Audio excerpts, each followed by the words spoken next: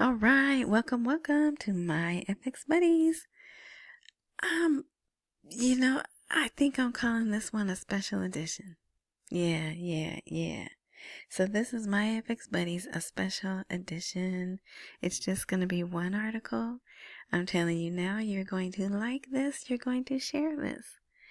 You might even want to go to, well, let me see. They're making it harder and harder for me, at least for me, right? To get the articles and post them in English. It used to just be very simple. Any browser would do it. Now I have to switch between 3 different browsers. One will do one website, the other 2 won't. So I'm gonna put the link there. I mean, like I always do, right? The link is here. It's not live right now because this is still in preview. But this will be a live link. You could go there and you can get the article. But I think it's going to come up in Arabic, and then you have to translate it. And then once you translate it, you could print it out. Or I don't know if maybe you can print it from the blog here.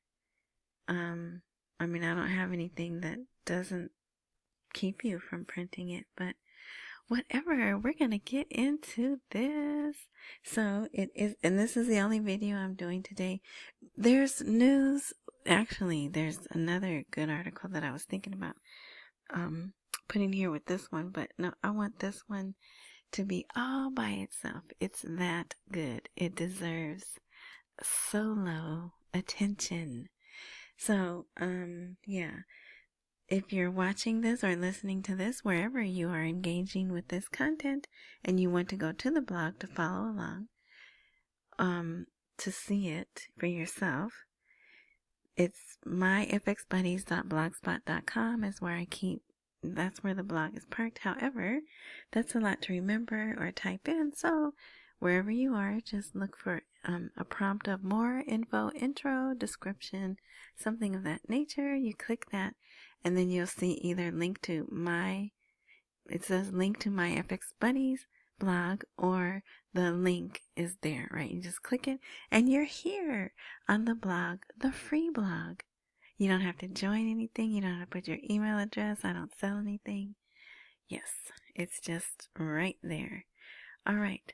So this will be uploaded as of November 20th as well, because it is a little earlier than what I normally do. Oh, so the other things, so they're still going back and forth about who's gonna be the prime minister. However, they do seem to be advancing, and I just wanted to show you this.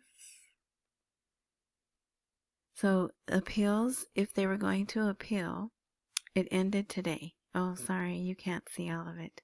It gets cut off. But what it says here, the commission that's doing that, that's in charge of that, says the appeals phase has ended and responses to them have begun.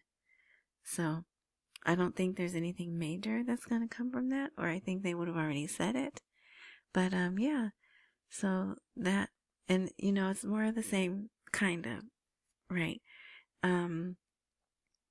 They still don't know. Mark Savalla's appointment is kind of up in the air.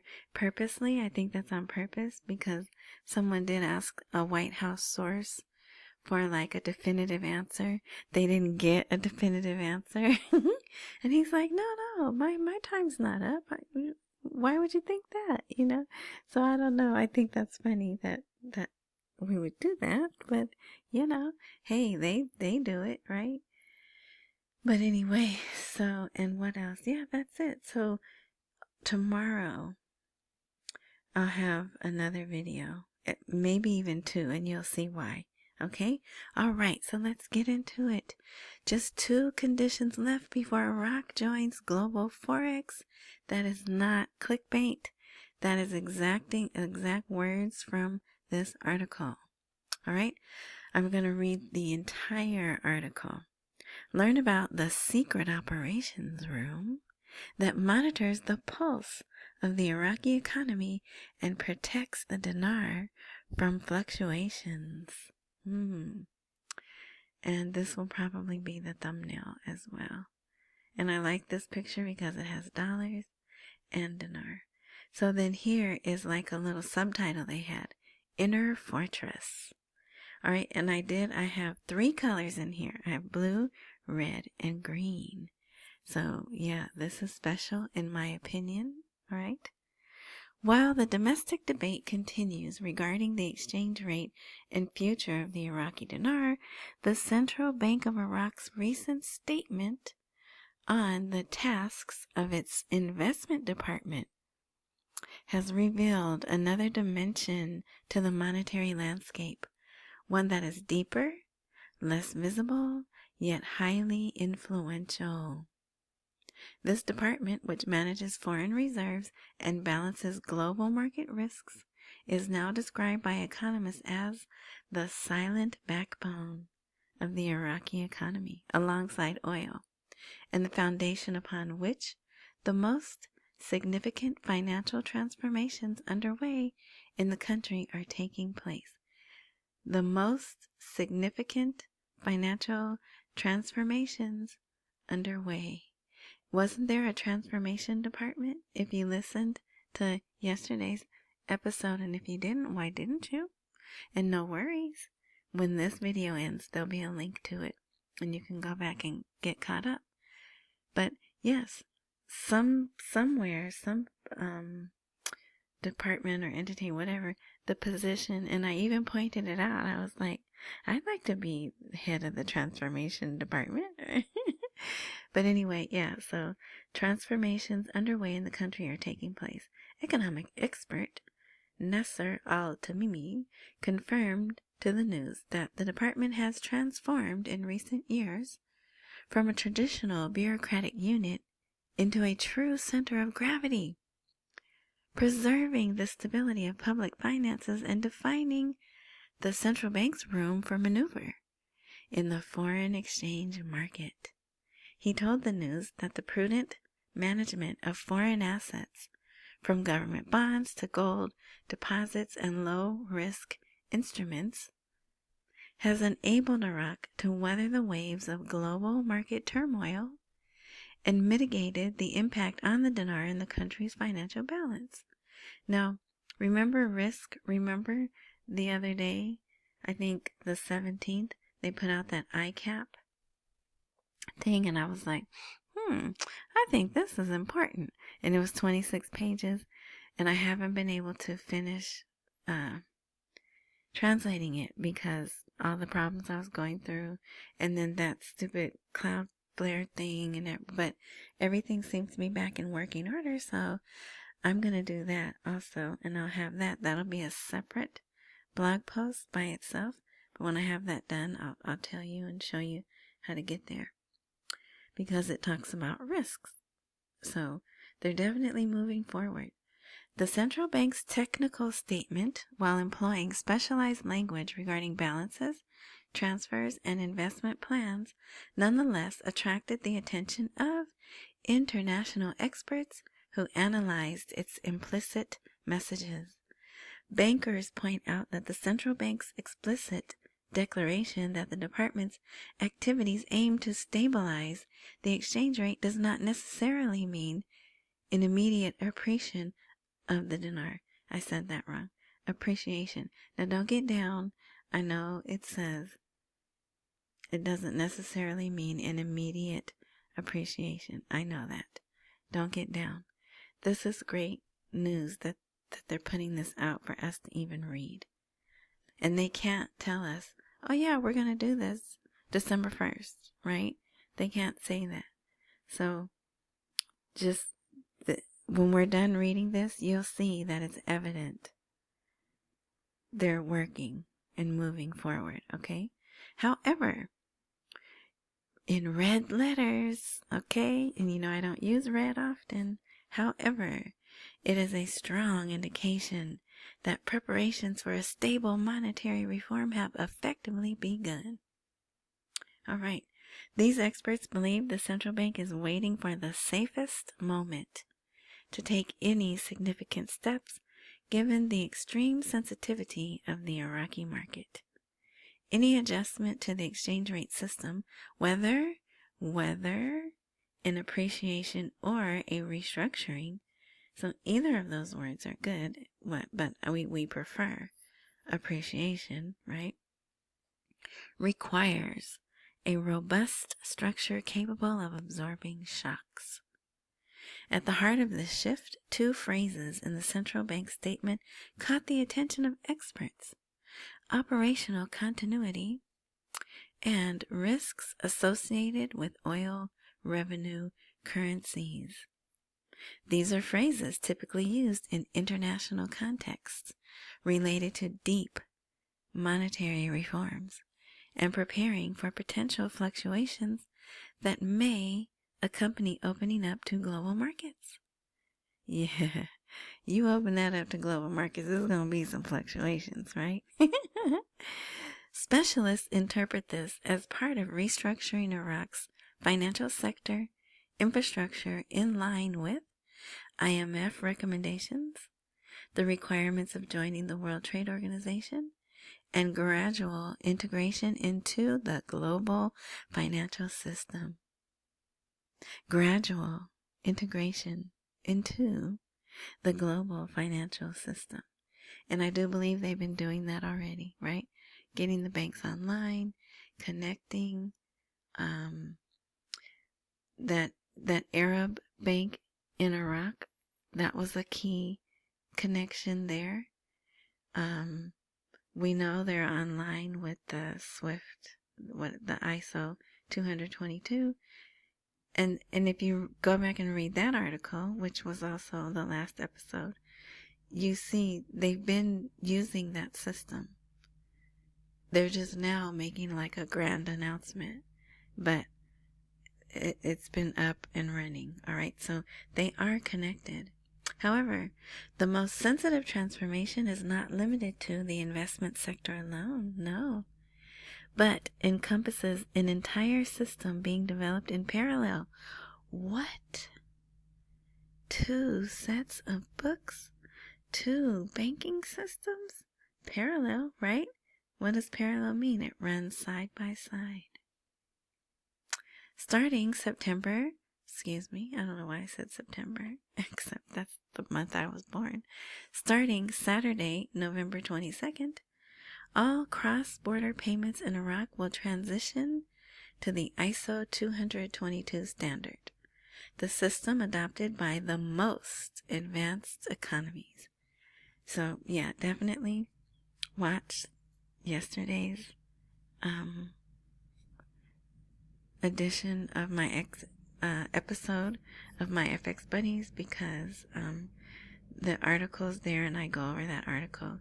So just like I said, maybe the National Bank of Iraq made the announcement, hey, we're on this system, but this article says they're all the banks that are approved by who? By us, yes, the U.S. Treasury, to process cross-border payments. They're already up to that standard. All right. Furthermore, all banks in Iraq have been mandated to finalize their capital plans according to the ICAAP model. And that's why I wanted to translate that document, because I think it's important. I mean, it doesn't have a rate or a date, but I just would like to see, because it's all the banks that have to be on that standard. All the banks around the world. Wouldn't you like to know that? Wouldn't you like to have an insight in that? Anyway, I would, but I'm curious like that. I like to know things. All right, so let me go back. Furthermore, all banks in Iraq have been mandated to finalize their capital plans according to the ICAAP model and undergo rigorous stress tests to demonstrate their ability to withstand exchange rate fluctuations of up to 30%. So does that mean when it goes on Forex, it may go up to 30%? Okay, I want to think that, but... And can we take advantage of that? Anyway, a collapse in oil prices, or a sudden run on deposits while maintaining their solvency. So that's what they're currently stress testing the banks that qualify, right? Because we know some of the Iraqi banks have been banned isn't the word they use. What's the word they use? Blocked? Whatever. But yeah, okay. Economists believe these two steps are not merely technical updates, but rather represent, quite literally, the final two key conditions that the International Monetary Fund, the U.S. Treasury Department, the Bank for International Settlements, and major correspondent banks in New York and London, like the U.S. Federal Reserve, stipulated must be met before Iraq could fully participate in the international foreign exchange market. That is Forex. Right there. So, when certain people have gone on calls and said, oh, we heard from the BIS, we heard from this, and all y'all haters out there didn't believe, here it is from Iraq, and they're saying all of these entities are involved with getting Iraq back into the international foreign exchange market. So you see why this is a special edition, why this deserves its own video and blog post, and why you should share it. Share it. All right. So, yeah, I'm going to say hit the thumbs up button if you haven't already, right? All right. They emphasize that the fundamental problem with the dinar today is not its market value, but rather that Iraq remains blocked from the global exchange market. Oof. And that adopting Basel III, which they've done, ICAP, which I think they've done, or they're in the process of doing, and that's why I want to read that document, and ISO 222 standards is what will pave the way for gradually lifting this blockade. And yeah, I don't like the word gradual, but maybe we're already in the gradual period, right? And we probably are. We're probably already what they're calling gradually. I hope, right? Analysis indicate that the Iraqi dinar remains trapped in a restricted market, unable to be traded in large quantities except through the daily dollar auction. Now, remember yesterday when I said they were on that dinar show? And one of the things that came up, and guess what? They didn't run it again today. So I'm stuck with what I have. But one of the statements that was at the bottom of the TV, it said something about auctioneering. And remember, I was like, what? Why are they talking about auctioneering, especially when the auctions are over? But apparently not. And have you noticed? No, you haven't, because I haven't told you. But they've been reporting weekly, as of late, as some people say, they've been reporting weekly amounts, or maybe it's monthly amounts of the dinar that's been sold. So tomorrow's Friday, but we're in a new month. So if I can find the one from, what was that, October, I'll show you. And that's a new thing. And they even put that in Kurdistan. Kurdistan news prints that too. So see how you have to look at things, and you have to go, if you want to understand and not be on a roller coaster, and follow the steps that they're taking, which clearly it has been methodical. Oh, how you like that word? You don't use that word too often, at least I don't. Here it is. So one of the guys talking, he said The auctioneers focused on auctioning the work and providing other services. So they were talking about that on that program. So all of this probably comes from Oliver Wyman also. But anyway, okay, so should I start over since I interrupted that? I will, okay? So back to the article. Analysis indicate that the Iraqi dinar remains trapped in a restricted market, unable to be traded in large quantities except through the daily dollar auction. Furthermore, prior to adhering to the new standards, local banks appeared structurally unstable to international banks, and their payment channels relied on outdated SWIFT systems dating back 3 decades, placing them under suspicion of money laundering. Now, with banks required to disclose their actual capacity to absorb shocks, the pretext that prevented major international dealers from dealing directly in dinars is diminishing. One more time. And if you're just listening, like RSS.com, they just listen. I put these letters in red.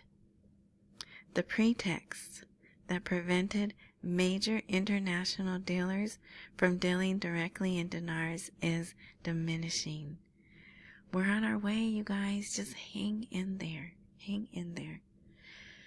In this context, experts believe that Iraq is nearing the end of the forced peg of its exchange rate, which effectively began in October 2021, when it was announced that the rate will remain fixed until 2025. Yeah, I don't know who announced that. Or that could have been one of those announcements that we saw and was like, 2025? They can't wait that long. So we could have read that, right? We could have known that, but just was like threw it away, right? And here we are. But anyway, with this date approaching and the technical requirements for monetary reform being finalized, did you hear that?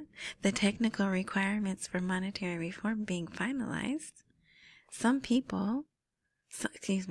believe that Iraq may be entering a new phase that might not be a direct revaluation of the dinar, but which will at least pave the way for a more stable and transparent exchange market.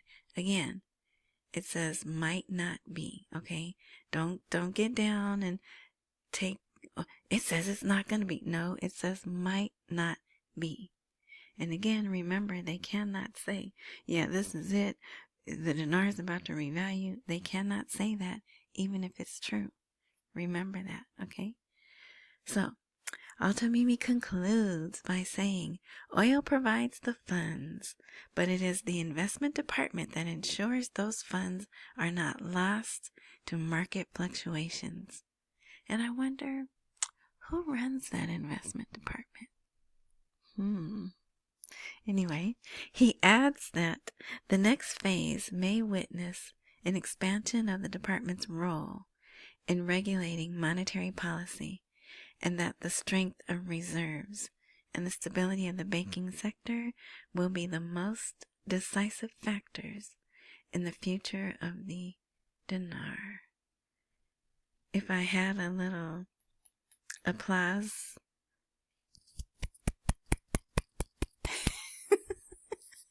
I would input the sound of applause there. This is great. This is great. I'm not excited or anything, but this is great information. It's in black and white. It's not rumor. It's not hearsay. It's not opinion, right? And there's things that you can go back and you can look up Basel III. I wouldn't, because, talk about mind-blowing, and you get directed to this place and that place and this place. So, but this ICAP thing, we're going to read that, because matter of fact, I'm going to finish it tonight. I think I have like 6 more pages to translate, and then I'll start reading it. And the ISO 222, you can also read that. That's a real thing too, right? The these entities here are real, and they're entities that we've seen involved with this.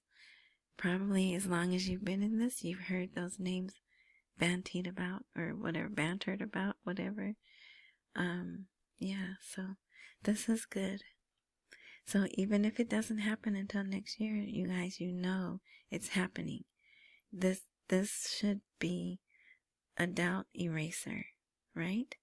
I know there's gonna be those ones that are, it's just talk, it's just another article. But for those of you who, he that has an ear to hear, right? All right. Again, and I recommend reading it for yourself. I really do.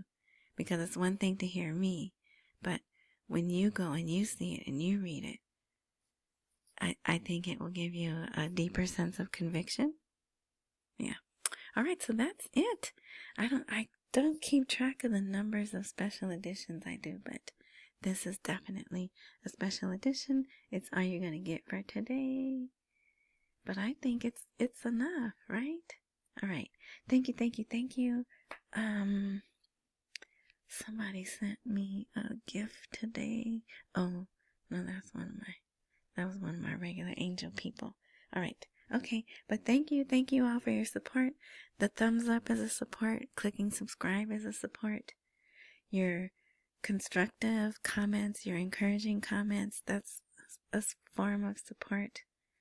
And I'm even recognizing some people's names, and then when you don't comment for a while, I'm like, where's that person? Did they leave me?